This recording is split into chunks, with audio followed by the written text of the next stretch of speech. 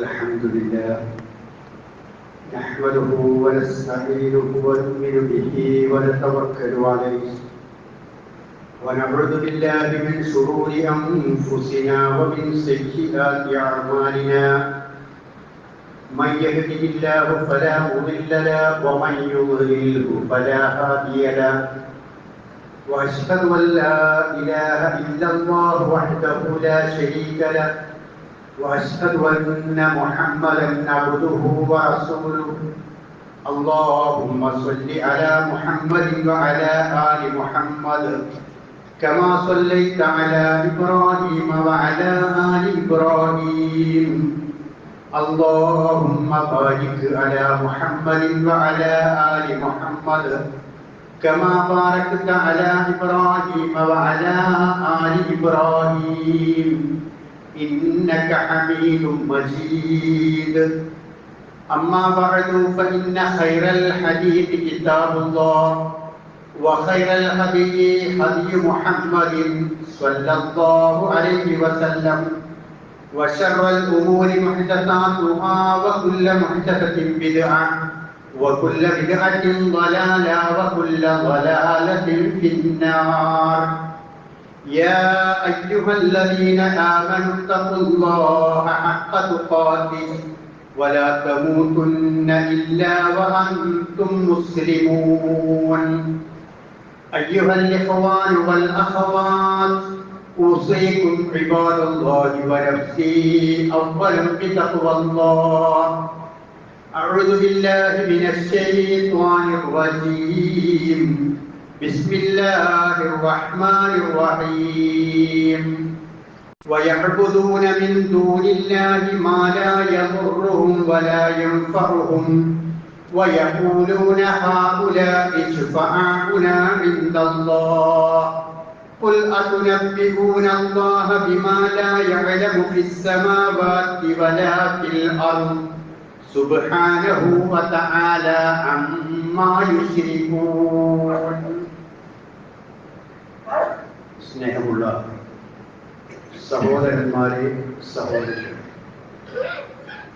ഈമാനോടുകൂടി മരണപ്പെട്ട് അല്ലാഹുവിൻ്റെ സ്വർഗം കരസ്ഥമാക്കുന്ന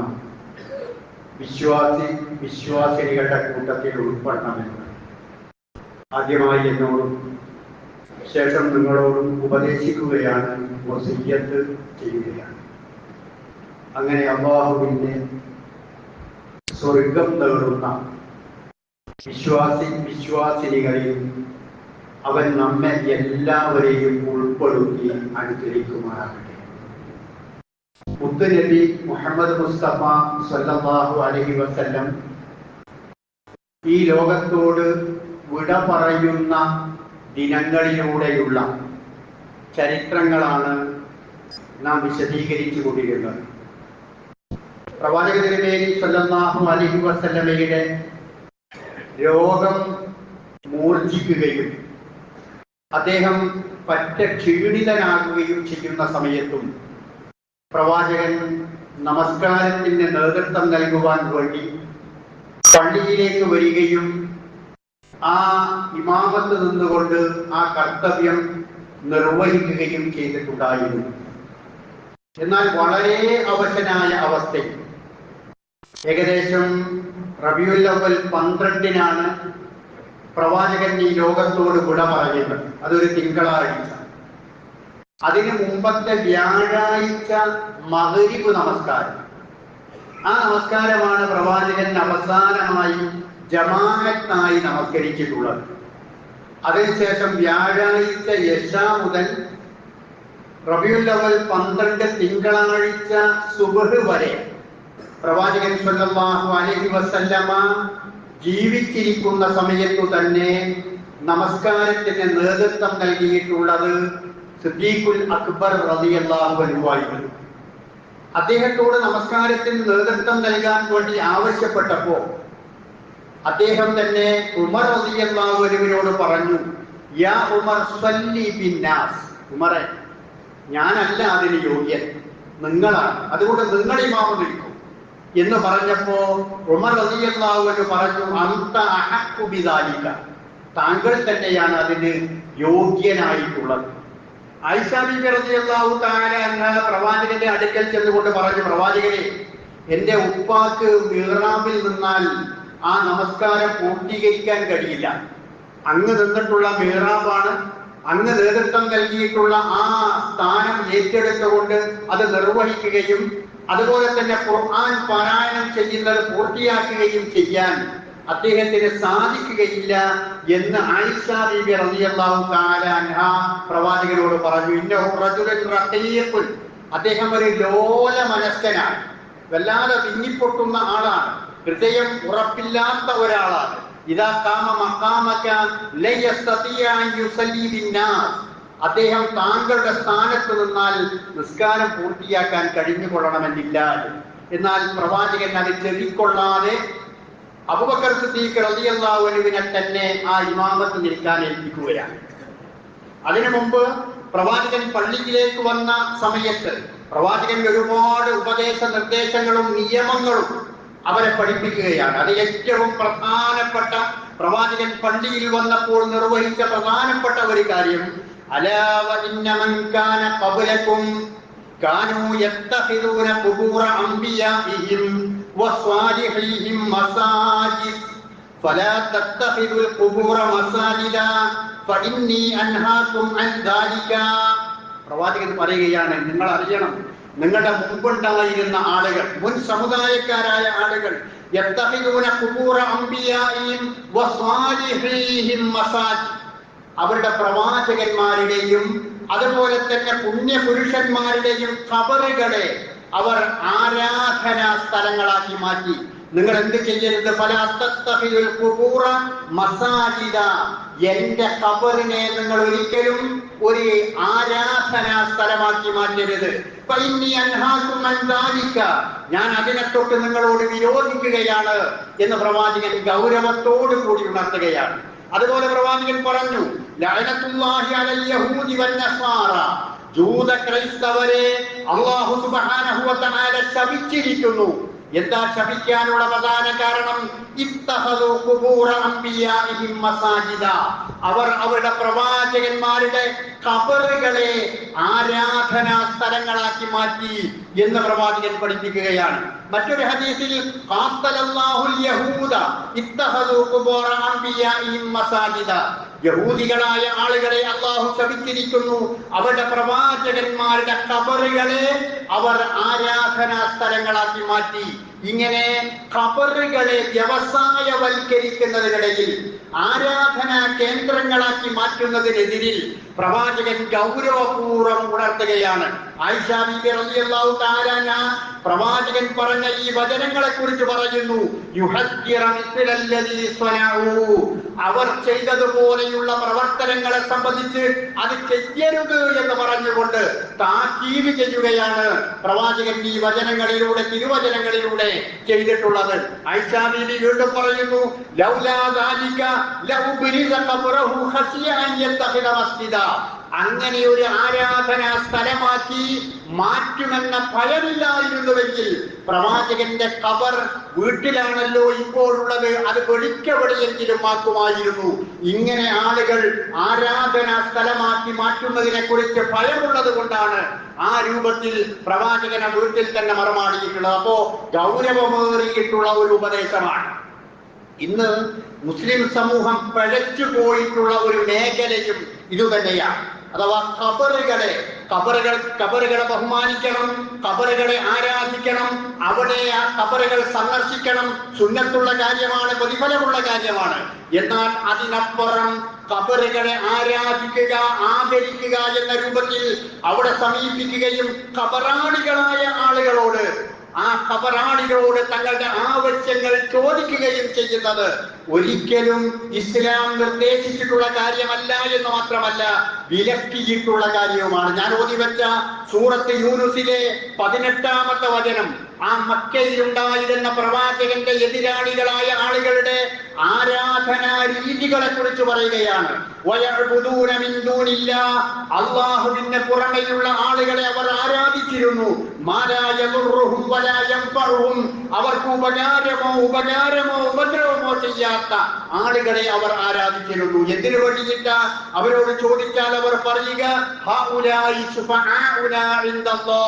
ഇവർ അള്ളാഹുവിന്റെ അടുക്കൽ ഞങ്ങൾക്ക് ശുപാർശകരാണ് എന്നാണ് അവർ മറുപടി പറയുക. അള്ളാന്റെ അടുക്കൽ ശുപാർശകരാണ് എന്ന് പറഞ്ഞുകൊണ്ട് അവർ ആരാധിക്കും. എന്നിട്ട് അള്ളാഹ് ചോദിക്കുന്നത്, പുൽ, പ്രവാചകരെ, അങ്ങനെ അള്ളാഹുവിലേക്ക് അടുപ്പിക്കുവാൻ വേണ്ടി പുതിയ മാർഗങ്ങൾ സ്വീകരിക്കുന്ന ആളുകളോട് നിങ്ങൾ ചോദിക്കുക,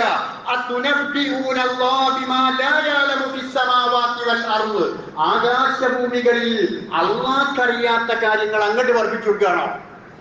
നിങ്ങൾ തോക്കിലേക്ക് വെടിവെക്കുകയാണോ എന്ന് ചോദിച്ചതുപോലെ അള്ളാഹ്ക്കറിയാത്ത കാര്യം അള്ളാഹ് നിങ്ങൾ അങ്ങോട്ട് പഠിപ്പിക്കുകയാണോ? നിങ്ങൾ ഈ ശിർക്ക് വെക്കുന്നതിൽ നിന്ന് അള്ളാഹു പരിശുദ്ധനാകുന്നു എന്ന് ആ ആയത്തിന്റെ വിശദീകരണത്തിൽ ഇബ്നു കസീർ റഹ്മത്തുള്ളാഹി അലൈഹിയും റാസി തങ്ങളുമെല്ലാം വിശദീകരണം നൽകിയതും നമുക്ക് കാണുവാൻ സാധിക്കുന്നതാണ്. അവർ സ്വീകരിച്ച നിലപാട് ഈ ഖബറുകളെ ആദരിക്കുകയും ബഹുമാനിക്കുകയും ചെയ്യുക എന്ന രീതിയാണ്. പ്രവാചകൻ അത് വിലക്കുകയാണ്. അങ്ങനെ പ്രവാചകൻ രോഗിയായി കിടക്കുന്ന ആ സമയത്ത് ഫാത്തിമ ബിബി റളിയല്ലാഹു തആല അൻഹയെ വിളിച്ചു. രഹസ്യമായി ചില കാര്യങ്ങൾ സംസാരിച്ചു.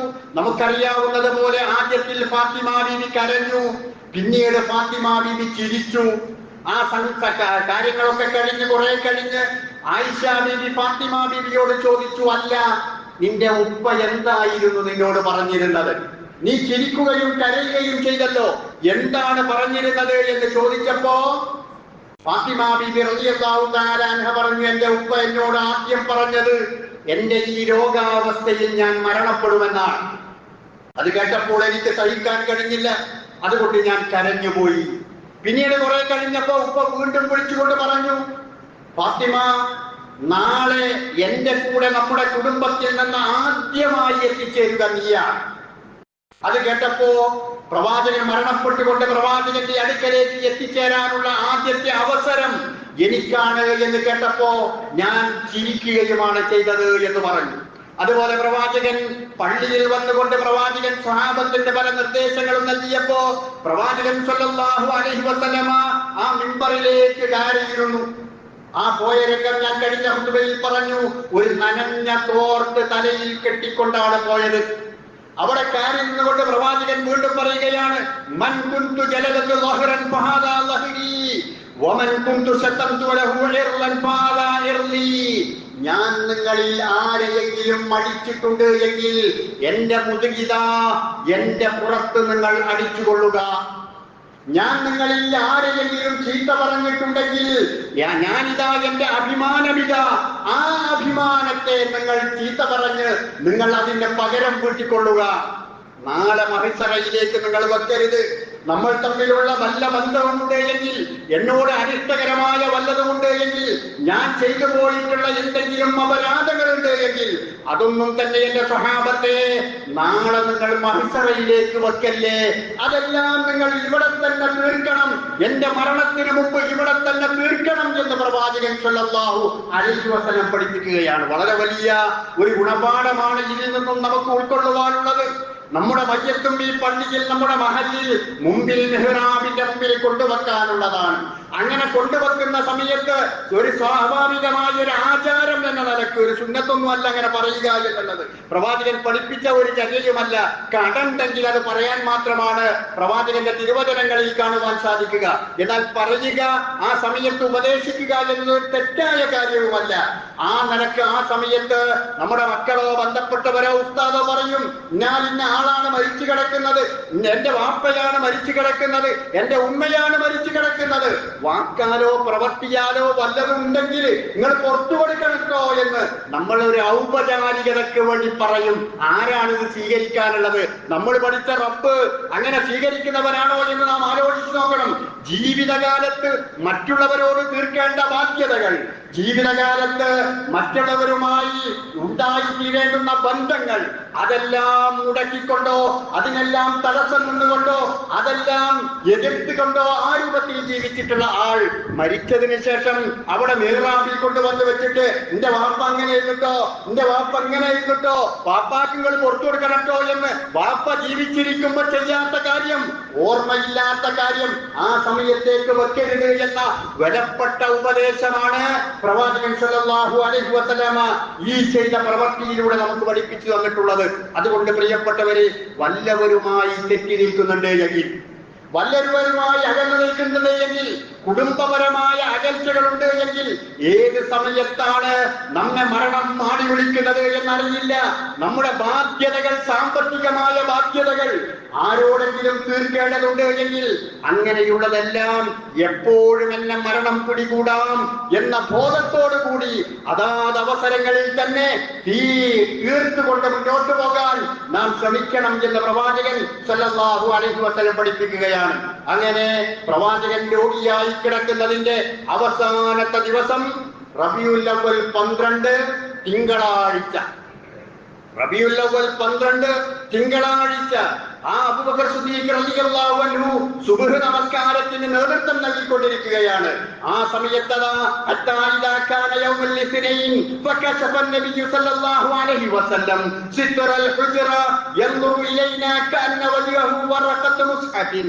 പ്രവാചകൻ തന്റെ വീടിന്റെ വിരിയൊന്ന് നീക്കി സിദ്ദീഖുൽ അക്ബർ നേതൃത്വം നൽകിക്കൊണ്ട് നമസ്കരിക്കുന്ന അണിയൊപ്പിച്ച് നിന്ന്, തോളോട് തോൾ ചേർന്ന് നിന്ന്, എന്റെ സഹാബത്ത് ഒരുമിച്ച് നിന്ന് ആ നമസ്കരിക്കുന്ന നമസ്കാരക്കാരിലേക്ക് ഇബ്നു സല്ലല്ലാഹു അലൈഹി വസല്ലമ ഒന്ന് നോക്കുകയാണ്.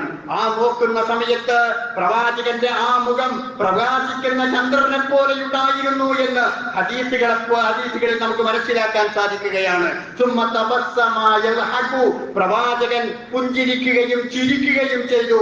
പ്രവാചകൻ ഞങ്ങളിലേക്ക് കടന്നു വന്നുകൊണ്ട് നമസ്കാരത്തിന് നേതൃത്വം നൽകുകയാണ് എന്ന് ഞങ്ങൾ വിചാരിച്ചു. സിദ്ദീഖുൽ അക്ബർ റളിയല്ലാഹു അൻഹു അല്പം പുറകോട്ട് മാറി നിന്നു, പ്രവാചകന് വന്നുകൊണ്ട് നമസ്കാരത്തിന് നേതൃത്വം നൽകുവാൻ വേണ്ടി.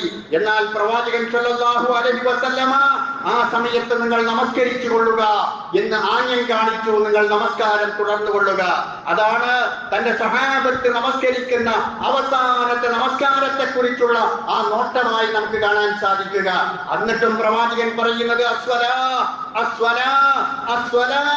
അവസാനത്തെ ഉപദേശങ്ങളിലും പ്രവാചകന് പറയാനുണ്ടായിരുന്നത് നമസ്കാരം സൂക്ഷിക്കണം കേട്ടോ, നമസ്കാരം ശ്രദ്ധിക്കണം കേട്ടോ, അത് ദിനം പ്രതി 5 തവണ മുടങ്ങാതെ നിങ്ങൾ അനുഷ്ഠിക്കണം കേട്ടോ, അത് നിലനിർത്തുന്നവരാകണം കേട്ടോ എന്ന വിലപ്പെട്ട ഉപദേശമാണ് പ്രവാചകൻ സല്ലല്ലാഹു അലൈഹി വസല്ലമക്ക് അവസാന നിമിഷത്തിലും പറയാനുണ്ടായിരുന്നത്. അതുപോലെ പ്രവാചകൻ പറഞ്ഞത് ഇത്തഖുല്ലാഹ ഫീമാ മലക്കത്ത് അയ്മാനുക്കും. നിങ്ങളുടെ വലങ്കൈകൾ ഉടമപ്പെടുത്തിയിട്ടുള്ള ആളുകളുടെ വിഷയത്തിൽ നിങ്ങൾ അല്ലാഹുവിനെ സൂക്ഷിക്കണം. അഥവാ അന്ന് അടിമ സമ്പ്രദായം നിലവിലുണ്ടായിരുന്നു. ആ അടിമകളായി നിങ്ങളുടെ അടുക്കൽ ആരെങ്കിലും ഉണ്ട് എങ്കിൽ അവരെ നിങ്ങൾ പരിഗണിക്കുകയും ശ്രദ്ധിക്കുകയും അവരുടെ വിഷയത്തിൽ സൂക്ഷിക്കുകയും ചെയ്യേണ്ടതുണ്ട് എന്ന വളരെ വിലപ്പെട്ട മറ്റൊരു ഉപദേശവും പ്രവാചകൻ നൽകുകയാണ്.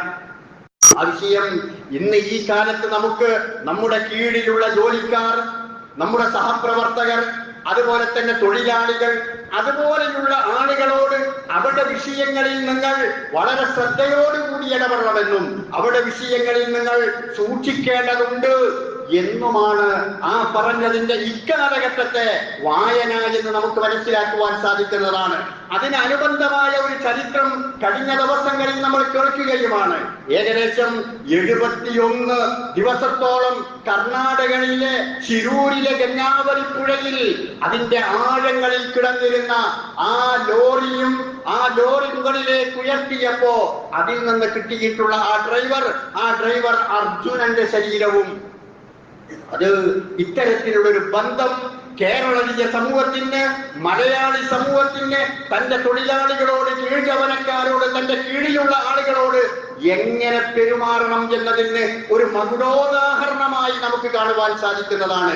71 ദിവസങ്ങൾ കഴിഞ്ഞ് ആ ദൗത്യം അവസാനിപ്പിക്കാനുള്ള 72ാമത്തെ ദിവസമാണ് ആ ലോറിയെയും ആ ഡ്രൈവറെയും അർജുനെയും പുറത്തേക്ക് എടുക്കുന്നത്. അതുവരെ അതിന്റെ മുതലാളിയായിരുന്ന മനാഫ് അവിടെ അങ്ങോട്ടും ഇങ്ങോട്ടും ഈ ഉറക്കും ഊണുമില്ലാതെ അതിനു വേണ്ടി പ്രവർത്തിച്ചു കൊണ്ടിരിക്കുകയായിരുന്നു. ഓഫീസുകൾ കയറിയിറങ്ങുകയായിരുന്നു. അവർക്ക് വേണ്ടി അതിത്തരത്തിൽ അവസാനിപ്പിക്കുവാൻ പാടില്ല എന്ന് MLA കൊണ്ടും MP കൊണ്ടും അതുപോലെയുള്ള തന്നാൽ കഴിയുന്ന വിധത്തിൽ സമ്പത്ത് ചെലവാക്കിക്കൊണ്ടും തന്റെ കീഴിലുള്ള ഒരു ഡ്രൈവറായി 2-2.5 വർഷക്കാലം തന്നോടൊപ്പം ജോലി ചെയ്ത ആ മനുഷ്യരെ സംരക്ഷിക്കുവാൻ വേണ്ടി അദ്ദേഹം അത്രത്തോളം ദിവസങ്ങൾ 2 മാസത്തിലധികം 72 ദിവസത്തോളം അവിടെ തന്നെ റൂമെടുത്ത് ഭക്ഷണം പാകം ചെയ്ത് അവിടെ കഴിഞ്ഞുകൂടുകയാണ് അദ്ദേഹം ചെയ്തിട്ടുള്ളത്. എന്നിട്ട് അദ്ദേഹം ആ അന്വേഷണങ്ങൾക്കിടയിൽ ആ കുടുംബങ്ങളുമായി ബന്ധപ്പെടുകയും ആ അമ്മയുമായി ബന്ധപ്പെടുകയും ആ ഒരു കുട്ടിയെ സംബന്ധിച്ച് അദ്ദേഹം പറഞ്ഞത്, എനിക്കിനി 4 മക്കളാണ്, 3 മക്കളാണ് എനിക്കുണ്ടായിരുന്നത്, ഇനി എനിക്ക് 4 മക്കളാണ്. അർജുനന്റെ ഒരു മകനും കൂടി എന്റെ മകനാണ്.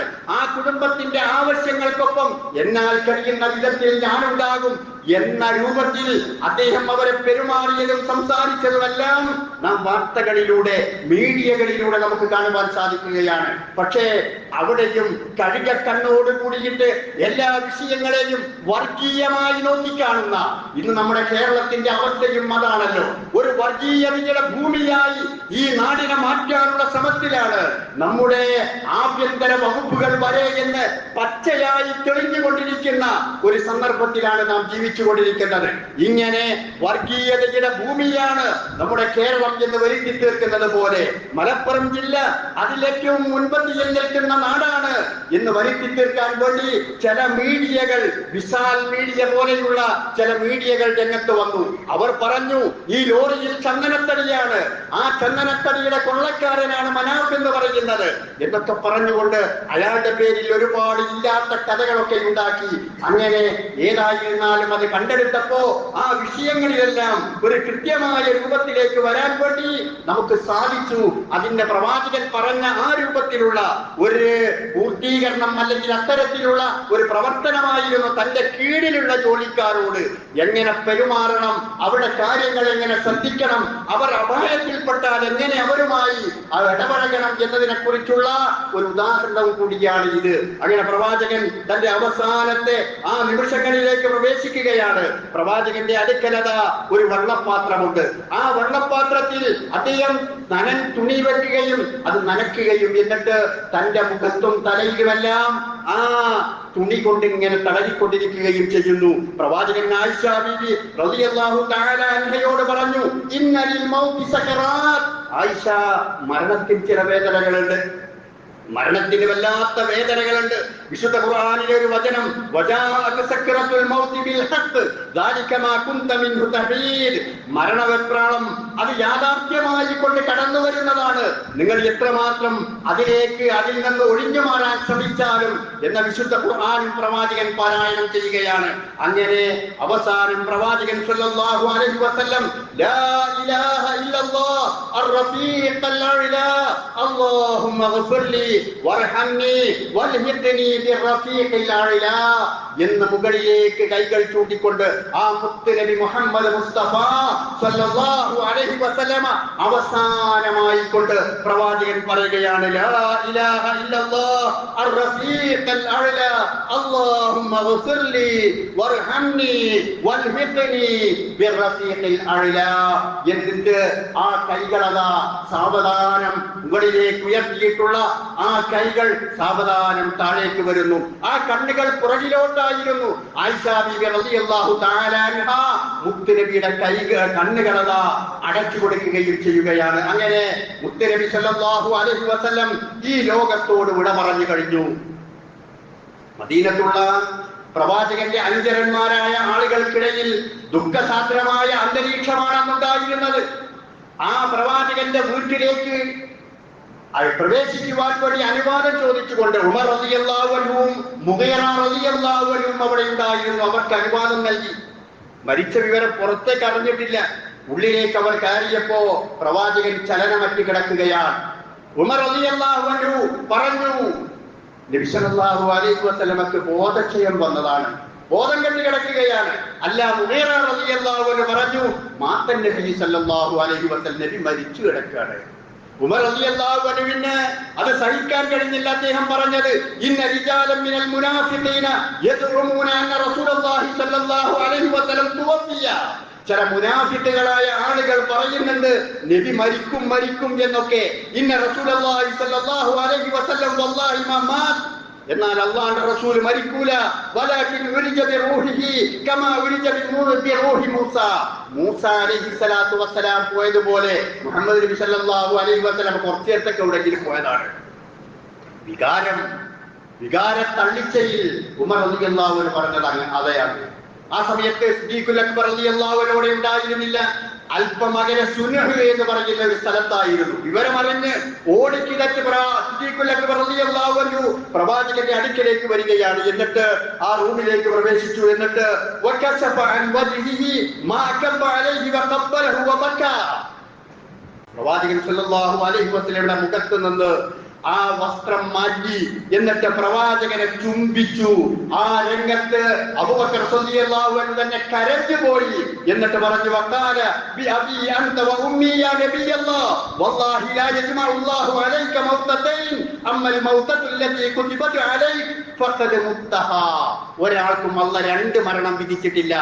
ഒന്നാണെങ്കിൽ ആ മരണം നിങ്ങൾക്ക് സംഭവിച്ചിരിക്കുന്നു. ആ യാഥാർത്ഥ്യം അബൂബക്കർ സിദ്ദീഖ് റളിയല്ലാഹു അൻഹു ഉൾക്കൊണ്ടു. പുറത്തേക്ക് ഇറങ്ങിയപ്പോൾ നമ്മൾ മനസ്സിലാക്കിയതുപോലെ ഉമർ റളിയല്ലാഹു അൻഹുവിന്റെ ആ വികാരഭരിതമായ രംഗങ്ങളാണ്. ഇരിക്കാൻ പറഞ്ഞിട്ട് ഇരിക്കുന്നില്ല, അടങ്ങാൻ പറഞ്ഞിട്ട് അടങ്ങുന്നില്ല. എന്നിട്ട് പ്രവാചകൻ അബൂബക്കർ സിദ്ദീഖ് റളിയല്ലാഹു അൻഹു വമാ മുഹമ്മദുൻ ഇല്ലാ റസൂലുൻ ഖദ് ഖലത് മിൻ ഖബ്ലിഹി റസൂൽ എന്ന് പറയുന്ന ആ വിശുദ്ധ ഖുർആനിന്റെ വചനം ഓതി കേൾപ്പിച്ചപ്പോഴാണ് അബൂബക്കർ സിദ്ദീഖ് റളിയല്ലാഹു അൻഹു അടങ്ങുന്നത്.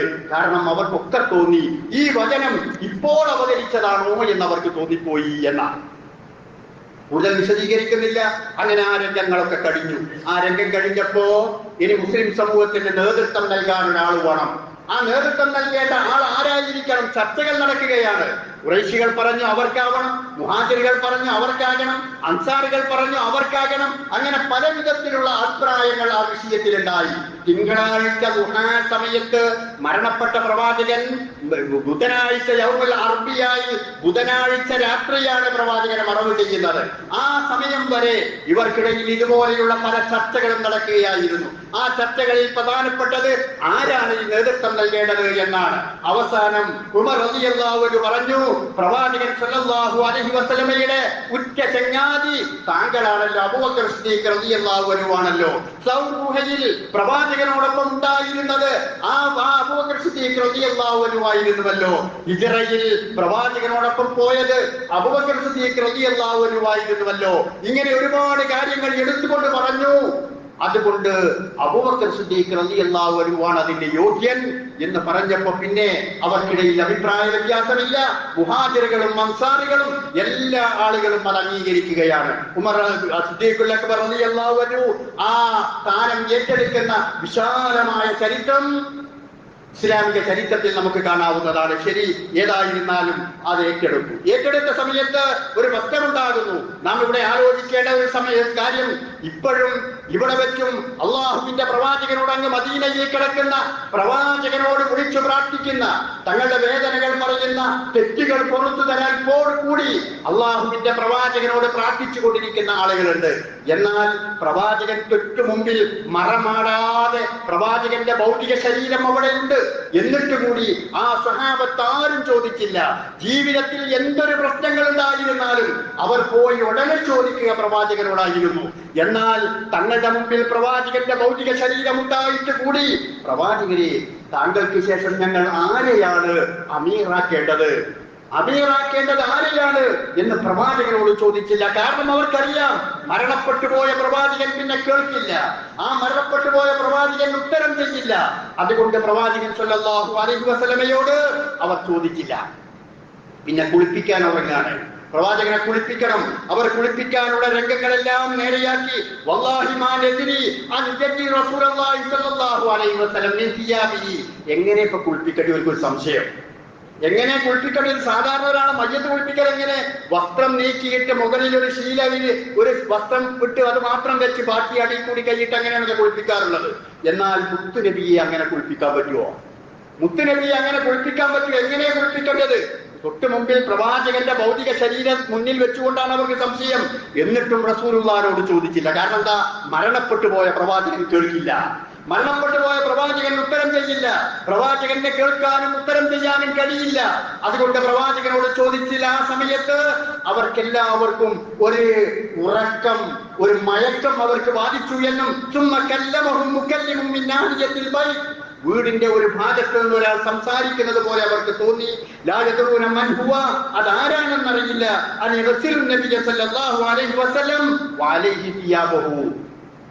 പ്രവാചകനെ അദ്ദേഹം ധരിച്ച ആ വസ്ത്രത്തോടു കൂടി തന്നെ നിങ്ങൾ കുളിപ്പിക്കുക എന്ന നിർദ്ദേശം അവിടെ കിട്ടുകയും അങ്ങനെ പ്രവാചകൻ സല്ലല്ലാഹു അലൈഹി വസല്ലമയെ ധരിച്ചിരുന്ന വസ്ത്രത്തോടടക്കം അവർ കുളിപ്പിക്കുകയും പിന്നീട് 3 കഷ്ണം തുണിയിൽ മറവ് ചെയ്യുകയും ചെയ്തു. അതിനുശേഷം ജനാസ നമസ്കരിക്കണം. ഒരു മനുഷ്യൻ മരണപ്പെട്ടാൽ അയാൾക്ക് വേണ്ടി ജനാസ നമസ്കരിക്കുക എന്നുള്ളത് ഒരു മുസ്ലിമിന്റെ ബാധ്യതയാ. എന്നാൽ ഇവിടെ സ്ത്രീകളെയും അതുപോലെ ബന്ധപ്പെട്ടവരെയും തടയുന്ന ഒരു പ്രവണത നമുക്ക് കാണാൻ സാധിക്കുന്നതാണ്. പ്രവാചകൻ സല്ലല്ലാഹു അലൈഹി വസല്ലമ ജീവിച്ചിരിക്കുന്ന കാലത്ത് സ്ത്രീകൾ മയ്യത്ത് നമസ്കരിച്ചിട്ടുണ്ട്. അതുപോലെ പുരുഷന്മാരുടെ മയ്യത്ത് സ്ത്രീകൾ നമസ്കരിച്ചിട്ടുണ്ട്. പ്രവാചകൻ സല്ലല്ലാഹു അലൈഹി വസല്ലമയുടെ നമസ്കാരവും സ്ത്രീകൾ നിർവഹിച്ചിട്ടുണ്ട്. പ്രവാചകനെ കുളിപ്പിച്ച് കഴിഞ്ഞ് കഫൻ ചെയ്ത് കഴിഞ്ഞ് വീട്ടിൽ തന്നെ കട്ടിലിൽ കിടത്തുകയാണ്. എന്നിട്ട് ആളുകൾ ഇങ്ങനെ വന്നുകൊണ്ട് നമസ്കരിക്കുകയാണ്. ആണുങ്ങൾ കുറെ നിസ്കരിച്ചു കഴിഞ്ഞപ്പോ പിന്നെ നിസ്കരിക്കാൻ വരുന്നത് സ്ത്രീകളാണ്. ആ സ്ത്രീകൾ നമസ്കരിച്ചതിന് ശേഷം കുട്ടികൾ വന്ന് നമസ്കരിക്കുന്നു. അങ്ങനെ പുരുഷന്മാരും സ്ത്രീകളും കുട്ടികളും എല്ലാം പ്രവാചകന് വേണ്ടി മയ്യത്ത് നമസ്കരിക്കുകയാണ്. പ്രവാചകന് വേണ്ടി ഒരാൾ ഇമാമ് നിന്നുകൊണ്ട് നിസ്കരിച്ചിട്ടില്ല. കാരണം പ്രവാചകന്റെ മുമ്പിൽ വേറൊരാൾ ഇമാമ് നിന്നുകൊണ്ട് നമസ്കരിക്കുന്നത് ഉചിതമല്ലെന്ന് മനസ്സിലാക്കിക്കൊണ്ട് ഒറ്റ ജമാഅത്തായിട്ടല്ല നടന്നത്. അവർ ഓരോരുത്തരായ ആണുങ്ങൾ വന്നു, പിന്നെ പെണ്ണുകൾ വന്നു, പിന്നെ കുട്ടികൾ വന്നു. അങ്ങനെയാണ് നിസ്കരിച്ചിട്ടുള്ളത്. അതുപോലെ തന്നെ പ്രവാചകന്റെ ഭാര്യമാരായ ആളുകൾ ആയിഷ ബിബി റളിയല്ലാഹു തആല അൻഹയിൽ നിന്ന് ഇമാം മുസ്ലിം ഉദ്ധരിക്കുന്ന ഹദീസിൽ പറയുന്നു, സഅദ് ഇബ്നു അബീ വഖാസ് റളിയല്ലാഹു അൻഹു മരണപ്പെട്ടപ്പോ പ്രവാചകന്റെ ഭാര്യമാർ പറഞ്ഞു, നിങ്ങൾ ആ മയ്യത്ത് ഇതിലെ കൊണ്ടുവരണം. എന്നിട്ട് അവിടെ നിർദ്ദേശപ്രകാരം അതിലെ കൊണ്ടുപോവുകയും അങ്ങനെ അവർ നമസ്കരിക്കുകയും ചെയ്തു എന്ന് ഇമാം മുസ്ലിം ഉദ്ധരിക്കുന്ന ഹദീസിൽ കാണാം. ശാഫിഈ മദ്ഹബ് അംഗീകരിക്കുന്ന ആളുകളാണ് എങ്കിൽ ശറഹുൽ മുഅദ്ദബിൽ ഇമാം നവവി റഹ്മത്തുള്ളാഹി അലൈഹി പറയുന്നു, ആ സ്ത്രീകൾ നമസ്കരിക്കുകയാണെങ്കിൽ അവർ ജമാഅത്തായി നമസ്കരിച്ചാൽ അതിലൊരു കുഴപ്പമില്ല. അപ്പോ ഇസ്ലാമിക ചരിത്രത്തിൽ പ്രവാചകന്റെ മയ്യത്ത് നമസ്കരിച്ചിട്ടുണ്ട്. പ്രവാചകന്റെ ഭാര്യമാരടക്കമുള്ള സ്ത്രീകൾ മറ്റ് മയ്യത്ത് നമസ്കരിച്ചിട്ടുണ്ട്. മദ്ഹബുകളുടെ അടിസ്ഥാനത്തിലും നമസ്കരിക്കുന്നതിന് വിരോധമില്ല. എന്നാൽ സ്വന്തം ഭർത്താവോ സ്വന്തം പിതാവോ സ്വന്തം രക്തബന്ധത്തിൽ പിറന്നവരോ പോലും മരണപ്പെട്ടു പോകുമ്പോ ഒന്ന് മയ്യത്ത് നമസ്കരിക്കാനുള്ള സ്വാതന്ത്ര്യം പോലും നൽകാത്ത പൗരോഹിത്യത്തിന്റെ കടും പിടുത്തമാണ് നമുക്കിവിടെ കാണാൻ സാധിക്കുക. അങ്ങനെ പ്രവാചകന്റെ മയ്യത്ത് നമസ്കരിച്ചു. ആ സമയത്തും പ്രവാചകനോട് ആരും സംശയം ചോദിച്ചിട്ടില്ല. പിന്നെ പ്രവാചകനെ മറമാടാൻ ഒരുങ്ങി നിൽക്കുകയാണ്. ആ മറമാടാൻ ഒരുങ്ങി നിൽക്കുന്ന സമയത്ത് എവിടെ മറമാടണം? സംശയമായി. മറമാടും. നബിനോട് ചോദിച്ചോ? നബി മുമ്പിലുണ്ട്. നബിനോട് ചോദിച്ചില്ല. നബിന്റെ ഭൗതിക ശരീരം മുമ്പിലുണ്ട്. എന്നിട്ടും നബിയോട് ചോദിച്ചില്ല. കാരണം സ്വഹാബത്തിനറിയാൻ നബി മരണപ്പെട്ടു, ഭൗതികമായുള്ള ബന്ധങ്ങൾ കഴിഞ്ഞു. ഇനി പ്രവാചകൻ കേൾക്കൂല, ആ കേട്ടാൽ തന്നെ ഉത്തരം ചെയ്യാൻ കഴിയില്ല എന്ന് ഖുർആൻ പ്രഖ്യാപിച്ചിട്ടുള്ളത് പ്രവാചകനും ബാധകമാണ്. അതുകൊണ്ട് അവർ പ്രവാചകനോട് ചോദിച്ചില്ല, അല്ല റസൂലേ, ഞങ്ങൾക്ക് സംശയമാണ്, നിങ്ങളെ എവിടെ മറവ് ചെയ്യണം?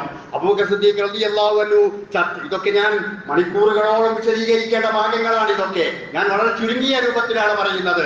അബൂബക്കർ സിദ്ദീഖ് റളിയല്ലാഹു അൻഹു അവസാനം പറഞ്ഞു, പ്രവാചകൻ പറയുന്നത് ഞാൻ കേട്ടിട്ടുണ്ട്, പ്രവാചകന്മാരെ അവർ മരണപ്പെട്ട സ്ഥലത്തു തന്നെയാണ് മറമാടാറുള്ളത്. അങ്ങനെ വിരിപ്പ് കെട്ടും മാറ്റി പ്രവാചകൻ മരിച്ചു കിടക്കുന്ന ആ സ്ഥലത്തുള്ള കട്ടിലും വിരിപ്പും മാറ്റി അവിടെയാണ് അവർ കബർ കുഴിക്കാൻ തയ്യാറാകുന്നത്. കബർ കുഴിക്കാൻ നോക്കിയപ്പോ അവിടെയും സംശയം. റസൂലിനോട് ചോദിച്ചോ? കബർ കുഴിക്കാൻ നോക്കിയപ്പോ അവിടെയും സംശയം. എന്താണ്? ശിഫ്റ്റ് രൂപത്തിലുള്ള കബറുണ്ട് അവിടെ, ലഹദ് രൂപത്തിലുള്ള കബറുമുണ്ട് അവിടെ. 2 രൂപത്തിലുള്ള കബറുകൾ കുഴിക്കാറുണ്ട്. നമ്മുടെ നാട്ടിലൊക്കെ നേരെ താഴോട്ട് കുഴിക്കുന്ന ശിഫ്റ്റ് രൂപത്തിലുള്ള കബറ്. എന്നാൽ മണൽ പ്രദേശമായതിനാൽ സൈഡിലേക്ക് നീക്കി കുഴിക്കുന്നതിന് ലഹദ് രൂപത്തിലുള്ള കബർ. ഏത് കബറിൽ വെക്കണം? റസൂലുള്ളാഹിനോട് ചോദിച്ചില്ല. അവർ അഭിപ്രായപ്പെട്ടു, 2 രൂപത്തിലും കബർ കുഴിക്കുന്ന ആളുടെ അടുക്കളയിലേക്ക് നമുക്ക് ആളെ അയക്കാം. അബൂ ഉബൈദത്തുൽ ജറാഹ് റളിയല്ലാഹു അൻഹു അദ്ദേഹം ആ കുഴി രൂപത്തിലുള്ള ഖബർ കുഴിക്കുന്ന ആളാണ്. അബൂ തൽഹ റളിയല്ലാഹു അൻഹു ലഹദ രൂപത്തിലുള്ള ഖബർ കുഴിക്കുന്ന ആളാണ്. രണ്ടാളുടെ അടുക്കലേക്കും ആളെ അയച്ചു. ആദ്യം എത്തിയത് അബൂ തൽഹ റളിയല്ലാഹു അൻഹു ആണ്. അങ്ങനെ ലഹദ രൂപത്തിലുള്ള ഖബർ കുഴിച്ച് ആ ഖബറിലേക്കാണ് പ്രവാചകനെ മറമാടിയിട്ടുള്ളത്. ആ ഖബറിൽ ഞാൻ ഇതൊക്കെ പറയാൻ വേറൊരു കാര്യം കൂടി ശ്രദ്ധിക്കണം. അള്ളാഹുവിന്റെ റസൂലിന്റെ ജന്മദിനത്തെ സംബന്ധിച്ച് ഒരു ഹദീസ് പോലും എങ്ങുമില്ല. അത് ആഘോഷിക്കുന്ന രൂപത്തെക്കുറിച്ച് ഒരു ഹദീസ് പോലും എങ്ങുമില്ല. അതിന്റെ ആഘോഷ രൂപങ്ങളെ കുറിച്ച് എവിടെയും ഒന്നും പറഞ്ഞിട്ടില്ല. എന്നാൽ റസൂലിന്റെ മരണത്തെക്കുറിച്ച് വാചാലമായിട്ടതാ ഹദീസ് ഗ്രന്ഥങ്ങൾ നിറഞ്ഞു നിൽക്കുകയാണ്. രോഗം ബാധിച്ചത് മുതൽ അവിടെ നിന്നങ്ങോട്ടുള്ള ചരിത്രങ്ങൾ മുഴുവനും ഹദീസ് ഗ്രന്ഥങ്ങൾ നിറഞ്ഞു നിൽക്കുകയാണ്. മുസ്ലിങ്ങൾക്ക് പ്രവാചകന്റെ വഫാത്തിന്റെ അവസാനം പറഞ്ഞ അസ്സലാമു അലൈക ലാ ഇലാഹ ഇല്ലല്ലാഹ് എന്ന് പറഞ്ഞ കലിമത്തു ഷഹാദത്ത് ഉച്ചരിക്കണം എന്നതുവരെയുള്ള എല്ലാ ഉപദേശങ്ങളും പ്രവാചകനിൽ നിന്ന് മനസ്സിലാക്കുവാൻ സാധിക്കുകയാണ്. അങ്ങനെ ഖബറിലേക്ക് ഇറങ്ങിയത് അലി ഇബ്നു അബീ ത്വാലിബ് റളിയല്ലാഹു അൻഹു, ഫളൽ ഇബ്നു അബ്ബാസ് റളിയല്ലാഹു അൻഹു, ഖുസം റളിയല്ലാഹു അൻഹു, പ്രവാചകന്റെ മൗലയായിരുന്ന ശുക്രാൻ റളിയല്ലാഹു അൻഹു, ഇവരൊക്കെയാണ് ഖബറിലേക്ക് ഇറങ്ങിയിട്ടുള്ളത്. അങ്ങനെ പ്രവാചകനെ ആ ഖബറിലേക്ക് ഇറക്കി പ്രവാചകനെ മറമാടി. അങ്ങനെ ശുക്രാൻ റളിയല്ലാഹു അൻഹു അദ്ദേഹം പ്രവാചകൻ ധരിച്ചിരുന്ന ഒരു പുതപ്പുണ്ടായിരുന്നു, തോളിലൂടെ ഇട്ടിരുന്ന ഒരു തട്ടം, അതും കൂടി ഖബറിലേക്ക് ഇട്ടു. ഇനി അതും കൂടി റസൂലിന്റെ ഓർമ്മക്ക് ആ രൂപത്തിലുള്ള ഒരു പ്രയാസപ്പെടേണ്ട എന്ന് കരുതിക്കൊണ്ട് പ്രവാചകന്റെ ഖബറിലേക്ക് അതിട്ട് ഇന്ന് മണ്ണും കല്ലും പൊടിയും പ്രവാചകന്റെ നഖവും പാത്രവും ചെരിപ്പുമായി നടക്കുന്ന ആളുകൾ, അത്തരത്തിലുള്ള ആളുകളെയും നമുക്ക് കാണാവുന്നതാണ്. എന്നാൽ മുത്തുനബി ആ ഖബറിലേക്ക് അവർ മറമാടി. ഫാത്തിമ ബീവി റളിയല്ലാഹു തആല അൻഹ ചോദിക്കുന്നുണ്ട്, മൂടുകല്ല് വെച്ചതിന് ശേഷം ആ എന്റെ വാപ്പാന്റെ ശരീരത്തിലേക്ക് എങ്ങനെ കുഴിമണ്ണ് വാരിയിടാൻ നിങ്ങൾക്ക് ധൈര്യം വന്നു എന്ന ഒരു ചോദ്യം വികാരത്തോടു കൂടി ചോദിക്കുന്നുണ്ട്. പക്ഷേ അതെല്ലാവരും ചെയ്യേണ്ടുന്ന ഒരു കാര്യമാണ് എന്നതുകൊണ്ട്, അതറിയാത്തത് കൊണ്ടല്ല ആ ഒരു ചോദ്യം അവിടെ ചോദിക്കുന്നത് കാണാം. അതുകൊണ്ട് മുത്ത് റസൂൽ സല്ലല്ലാഹു അലൈഹി വസല്ലമ ഈ ലോകത്തോട്, ഭൗതിക ലോകത്തോട് വിട പറഞ്ഞു. ഇനി നാളെ ആ മുത്ത് റസൂലിനെ നമുക്ക് കാണേണ്ടതുണ്ട്. ആ മുത്ത് റസൂലിന്റെ ശുപാർശ നമുക്ക് ലഭിക്കേണ്ടതുണ്ട്. അതിനുള്ള മാർഗം പ്രവാചകൻ പറഞ്ഞു തന്നിട്ടുള്ളത്, ആ പ്രവാചകൻ പഠിപ്പിച്ചിട്ടുള്ള മാർഗം ഏതാണോ ആ മാർഗം നമ്മൾ അവലംബിക്കുക എന്നാണ്. അങ്ങനെ പ്രവാചകന്റെ ചരിത്രങ്ങൾ പൂർണ്ണമായും പഠിച്ച് ആ പ്രവാചകനെ ജീവനേക്കാൾ അധികം സ്നേഹിച്ച് പ്രവാചകൻ പഠിപ്പിച്ച ചര്യകളെല്ലാം ഇസ്ലാമികമായി നമ്മുടെ ജീവിതത്തിന്റെ എല്ലാ മേഖലകളിലും പ്രാവർത്തികമാക്കി മുത്ത് റസൂലിനെ സ്വർഗത്തിൽ വെച്ചുകൊണ്ട് കാണാൻ ഭാഗ്യം ലഭിക്കുന്ന വിശ്വാസിനികളിൽ സർവശക്തനായ റബ്ബേ, എളിയവരായ ഞങ്ങളെ ഓരോരുത്തരെയും നീ ഉൾപ്പെടുത്തേണമേ തമ്പുരാനെ.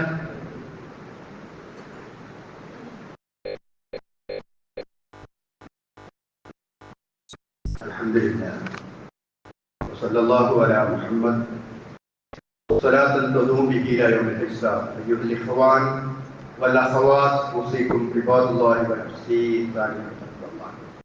സഹോദരന്മാരെ, സഹോദരികളെ, അല്ലാഹുവിന്റെ വിധിവിലക്കുകളനുസരിച്ചുകൊണ്ട് ജീവിക്കാൻ ഒരിക്കൽ കൂടി എന്നോടെന്ന പോലെ നിങ്ങളെയും ഉപദേശിക്കുകയാണ്.